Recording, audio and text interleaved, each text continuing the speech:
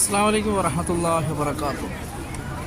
പരിശുദ്ധമായ ഹറമിലെ വെള്ളിയാഴ്ച പ്രഭാതം അള്ളാഹുവിൻ്റെ മാന്യമായ ഭവനത്തിൽ ഒരുപാട് പ്രാർത്ഥനകൾ എൻ്റെ സൗഹൃദങ്ങൾക്കൊക്കെ ഉണ്ട്. പടച്ച റബ്ബിൻ്റെ കാരുണ്യം നിങ്ങളിലൊക്കെ ഉണ്ടാവട്ടെ. അതുപോലെ വയനാട്ടിൽ തന്നെ നഷ്ടപ്പെട്ടു പോയ കുറേ ഉമ്മമാരും ഉപ്പമാരും മക്കളൊക്കെ ഉള്ളവരുണ്ട്. അവരൊക്കെ ഹോസ്പിറ്റലുകളിലും അവിടെ ഇവിടെയൊക്കെയാണ്. നമ്മളൊക്കെ കുറേ പ്രാർത്ഥിക്കുക അവർക്കൊക്കെ വേണ്ടിയിട്ട്.